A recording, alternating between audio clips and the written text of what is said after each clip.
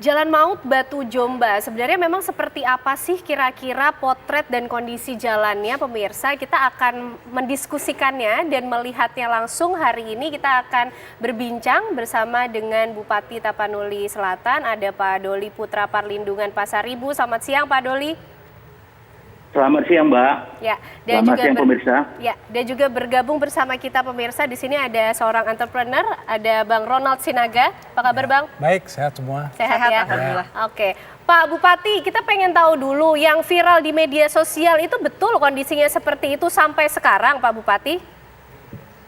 Kalau dibilang sampai sekarang, terakhir kemarin itu sudah kita konsolidasi dengan pemerintah atasan, Balai Besar Pelaksana Jalan itu sudah diperbaiki, Mbak. Artinya video yang beredar itu sudah lama, Pak, kondisi jalannya? Ya, boleh dibilang sudah lama. Begitu viral, kita terus koordinasi sebelum hari raya, setelah hari raya.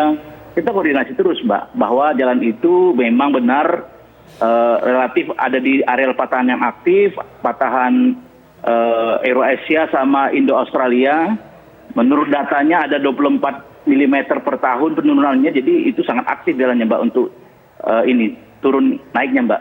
Oke, Pak Bupati, kondisi kerusakan jalannya cukup ekstrim loh, Pak, sampai kendaraan-kendaraan seperti bus, truk ini harus ditarik sehingga tidak terguling. Ini memang kondisi semacam ini memang selalu dihadapi, setiap diperbaiki kemudian rusak kembali. Ya, seperti yang disampaikan tadi, itu merupakan daerah lempengan aktif, Mbak. Ruas jalan Cipirok sampai ke Tapanuli Utara itu benar-benar yang aktif. Datanya ada 24 mm sampai 26 mm per tahun penurunannya, Mbak. Nah, dengan kondisi yang namun seperti kalau untuk ya terkait truk dan kendaraan itu, begitu ada kondisi kerusakan, kita sering sekali memberikan imbauan pada pengguna jalan, Mbak, untuk mengalihkan jalan tersebut tidak melalui jalan yang di ruas Batu Jomba, Air Latong ini, Mbak. Kalau gitu, Pak, bisa nggak buat jalur alternatif? Sebenarnya sangat bisa. Kita kan ini ruas jalan nasional. Kita secara aturan sifatnya koordinasi ke pemerintah atasan. Kita bermohon untuk diperhatikan jalan ini, Mbak, lebih aktif lagi. Berarti sudah terakhir Pak Erick Thohir ada di Mandailing Natal, tetangga Tapanuli Selatan. Kita sampaikan juga permohonan kita agar diperhatikan, Mbak. Itu kurang lebih 2-3 hari yang lalu Pak Erick Thohir berkunjung di Mandailing Natal untuk acara 1 abad Tasyakuran NU, Mbak. Oke, dan responnya seperti apa, Pak Bupati? Ya, tentu akan disampaikan ke kementerian terkait, Mbak. Oke, di Kementerian PUPR dalam hal ini ya. Baik, saya mau ke Bang Ronald terlebih dahulu. Bang Ronald, hari ini kita banyak membahas mengenai kondisi jalan di daerah-daerah yang ternyata butuh banyak perhatian. Memang sebenarnya kondisi-kondisi jalan seperti ini, apalagi di Batu Jomba, Tapanuli Selatan, kondisinya memang sulit untuk diperbaiki. Jadi gini, Mbak, yang Mbak bilang tadi pas Bapak Bupati bilang Erick Thohir, Kementerian PUPR, saya revisi sedikit ya. Itu bukan Kementerian PUPR, tapi Kementerian BUMN. Ya, jadi jadi artinya menjadi ranah BUMN. Itu jadi itu berkunjung kita sampaikan juga gitu loh. Itu bukan ranahnya Pak Erick Thohir itu, Pak, kalau untuk perbaikan jalan, Pak. Itu bukan ranahnya itu ranahnya Pak Basuki ya, PUPR. Nah, tapi kalau melihat saya paham betul.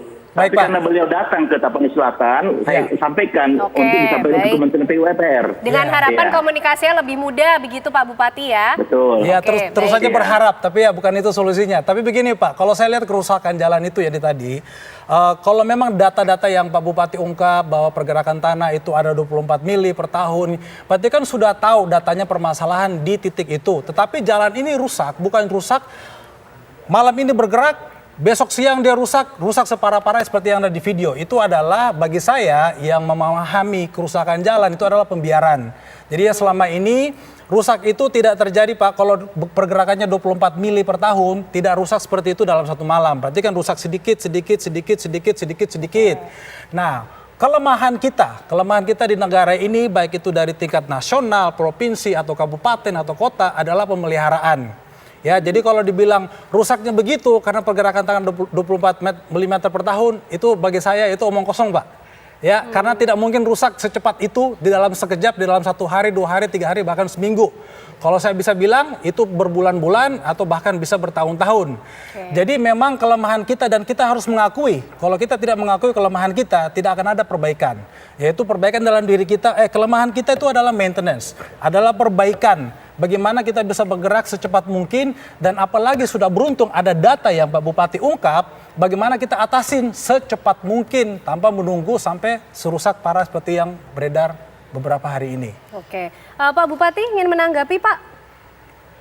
Ya, seperti disampaikan tadi, ini ada di wilayah jalan nasional. Sifatnya kita koordinasi, kita sudah bermohon, tadi saya sudah sampaikan, bahkan kunjungan Pak Erick Thohir 2-3 hari ke belakang ini pun kita sampaikan untuk disampaikan ke Kementerian PUPR. Itu yang kita lakukan. Sudah pernah mencoba Artinya langsung kita berkomunikasi ke PUPR belum, Pak Bupati? Ya, melalui Balai Besar Pelaksana Jalan Nasional, kita sering, begitu ada, sebelum viral pun kita sudah sering sampaikan bahwa jalan ini sudah akan rusak, tolong diperhatikan gitu. Baik, Pak Bupati, Itu maaf sifatnya. saya Kita potong Pak pemerintah. Bupati. Ini adalah birokrasi yang masyarakat terlalu sering melihat di medsos, di berita, dan seharusnya Ya. seperti Pak Bupati ini sudah tidak boleh ngomong seperti gitu, Pak. Karena rakyat yang lewat itu tidak mau pikir itu punya jalan nasional, Betul. jalan itu Pak saya Ronald, berharap ya, saya berharap. Kita diatur undang-undang loh Pak Ronald. Ada undang-undang nomor 2 tahun 2022 itu penanganan jalan nasional Pak Oke, Ronald. Pak Bupati, kira-kira para supir angkot, para supir angkutan paham nggak undang-undang nasional nomor sekian, gitu Pak. Jadi yang saya bilang tadi, gini Pak, maaf Pak. Baik, Jadi bergantian. bukan maksud saya memaksa Pak Bupati bertindak pada saat itu, tetapi hal-hal seperti ini jangan terlalu sering diungkapkan. Ini sudah sering ngomongin wali kota. Kalau wali kota bermasalah, oh ini bukan, ini jalan provinsi, tugasnya gubernur. Jadi pimpinan-pimpinan ini juga harus bisa berhenti melempar tanggung jawab. Jadi mau benar itu sesuai undang-undang, masyarakat tidak mau tahu tukang warung yang lewat yang motornya jungkir balik membawa dia punya dagangan karena jalannya rusak, itu dia nggak mau tahu, itu jalan provinsi, jalan kota itu dia nggak mau tahu Pak. Oke. Jadi saya mohon aja ke depannya ya ada pimpinan daerah kita, jangan asal lempar-lempar aja Pak. Oke, baik, Iya. bergantian. Iya. Pak Ronald sudah menyampaikan apa yang menjadi pandangannya. Pak Bupati, ada Iya. lagi yang ingin ditanggapi Iya. bagaimana soal kemudian birokrasinya ternyata Iya. butuh penanganan yang begitu cepat loh Pak, kebutuhan masyarakat ini gitu. Iya, saya paham. Bahkan sampai kemarin kita itu kementerian tidak berhubungan langsung kita sampaikan agar mereka menyampaikan ke kementerian terkait. Ya. Kita terkait undang-undang loh. Saya nggak bisa melanggar undang-undang. Jangan dipaksakan saya melanggar undang-undang, Bapak. Itu undang-undang yang jelas bahwa itu diperbarui dari undang-undang tahun 2004. Itu diperbarui. Ada penanganan jalan provinsi, ada penanganan jalan pemerintahan nasional. Itu kita tentu tidak bisa overlapping. Oke. Itu dia. Pak Itu yang harus dipahami. Ya, Pak Bupati, dengan kondisi jalan di lokasi ini yang kemudian juga viral di media sosial, kalau kita belajar dari daerah di Lampung, Pak Presiden Jokowi sampai turun Pak ke lapangan untuk mengecek langsung. Sejauh ini apakah sudah ada respon juga dari pemerintah pusat? Ya, tentu baru beberapa hari ini nanti kita akan coba penghubung kita melalui pihak-pihak terkait akan kita tanyakan ulang. Bila perlu nanti kita kirim surat kembali. Oke, baik. Pak Bupati, Bang Ronald, kita tahan dulu. Kita juga akan melihat dulu Oke. ya, Vena ya. Laporan Bagaimana kira-kira tanggapan dari warga Tapanuli Selatan atas kerusakan jalan yang ada di Batu Jomba. Berikut pemirsa. Berapa lama jalan ini kondisinya seperti ini? Ya, saya lalui ini berhari-hari, bertahun-tahun, sudah cukup lama lah. Cukup lama ya, Bang? Beginilah keadaan jalan Kecamatan Sipirok. Harapan kita, Bang?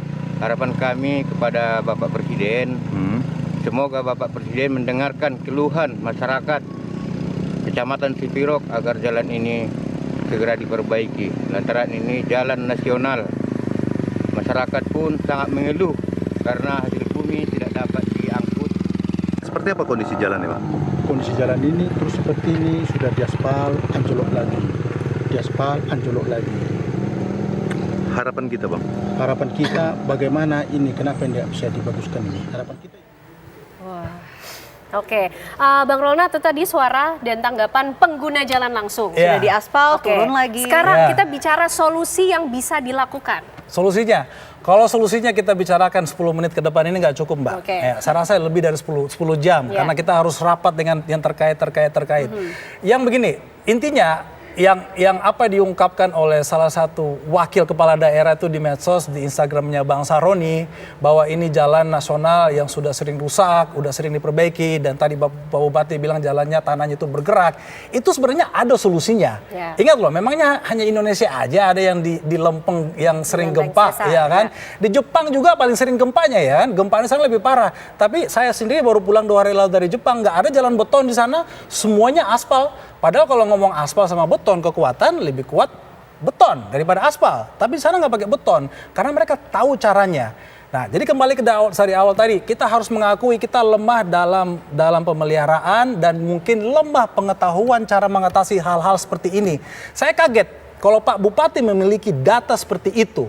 Pergerakan tanah sekian, masa penanganannya nggak sampai dapat sekarang kok. Jadi kalau ngomonginnya kita sudah koordinasi dengan balai ini, balai itu, tapi hasilnya kayak gini, berarti balainya nggak tahu apa-apa. Oke, baik. Pak Bupati, apakah sudah pernah juga mengalamatkan, Pak, menyampaikan bahwa memang sudah diaspal, tadi juga masyarakat mengakui sudah diaspal, rusak lagi ya. Sudah diaspal, rusak lagi. Nah, ini apakah sudah pernah diaudit bersama dengan balai yang bersangkutan tersebut? Ya, saya kira itu kan tanggung jawab dari mereka. Saya nggak bisa berkomentar terlalu jauh terhadap itu. Cuma dalam hal ini pemerintah Tapanuli Selatan yang dilakukan adalah koordinasi. Kemudian kita juga pernah lakukan penimbunan jalan yang sifatnya darurat. Bahkan yang terakhir sebelum Lebaran kemarin kita betul-betul memperhatikan karena kita pahami ini jalan yang merupakan akses langsung, Mbak, antar provinsi, ibu kota provinsi dari Sumatera Barat ke Sumatera Utara, Mbak. Oke, baik. Ketika status jalannya nasional, ini artinya kebutuhan masyarakat tinggi dan menjadi penting untuk mendapat perhatian utama. Kita akan kembali bersama dengan Pak Bupati dan juga Bang Ronald, tapi usai jeda pemirsa kami kembali untuk Anda.